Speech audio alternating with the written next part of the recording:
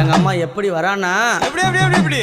எம்மா பழுத்த சட மார்பில் ஆட பச்சை போனோம் எழுந்தாட பத்தினியாளாடி பழுத்த சட மார்பில் ஆட பச்சை போனோம் எழுந்தாட பத்தினியாளாடி வருது